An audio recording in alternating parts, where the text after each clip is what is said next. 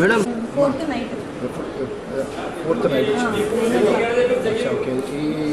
ఈ జరిగిన తర్వాత ఎవరైనా మీరు కంప్లైంట్ చేస్తారా? ఎవరైనా మీ అసోసియేషన్ మెంబర్స్ వచ్చింది చూసిందా? ఏం పరిస్థితి? డిస్కషన్ చేసిన అనమాట. ఓకే.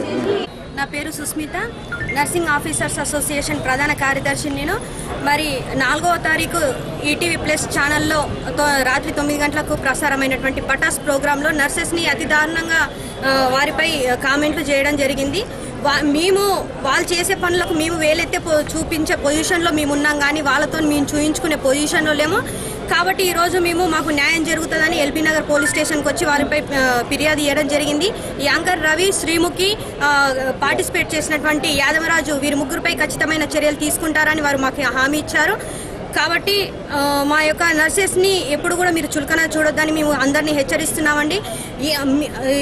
ఎవరైతే పార్టిసిపేట్ చేసిరో ఆ యొక్క ప్రోగ్రాంలో ఉన్నారో వాళ్ళ తండ్రికి కానీ, తల్లికి కానీ, చెల్లికి కానీ, అక్కకి కానీ మరి అయితే నా కొడుకులు ఏ రోజు కూడా మరి పటాస్ ప్రోగ్రాంలో చేసినటువంటి కామెంట్లకు మేము ఈరోజు అడగాల్సి వస్తుందండి.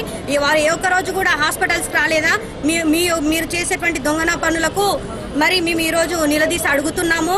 కొంపదీసి మీరు కూడా బయటకు వస్తే మాత్రం ప్రపంచంలో ఉన్నటువంటి తెలంగాణ రాష్ట్రంలో ఉన్నటువంటి ప్రతి ఒక్క నర్సు కూడా చెప్పు తీసుకొని మిమ్మల్ని కొడుతుందని మేము సగర్వంగా చెప్తున్నామండి. నువ్వు పుట్టి ఇంత లోతైతుందిరా, నువ్వు ఇంతవరకు ఒక్కసారి కూడా హాస్పిటల్కి వెళ్ళలేదా? నీకు అక్కడ నర్సు న్యాయం జరగలేదా? మరి నర్సెసే కరెక్ట్ లేకపోతే మరి ఈరోజు మానవ జాతిలో నివసిస్తున్నటువంటి ప్రతి ఒక్క మనిషికి కూడా ఏ విధమైన సపోర్ట్ లేదు. మేముంటే పేషెంట్లకు ఒక భరోసాని మేము ఈరోజు సగర్వంగా చెప్తున్నాం. కానీ ఇటువంటి దొంగన పనులు చేసి దొంగన కామెంట్లు పెట్టినటువంటి మిమ్మల్ని చెప్పు తీసుకొని కొడతామని బహిరంగంగా మిమ్మల్ని హెచ్చరిస్తున్నామండి.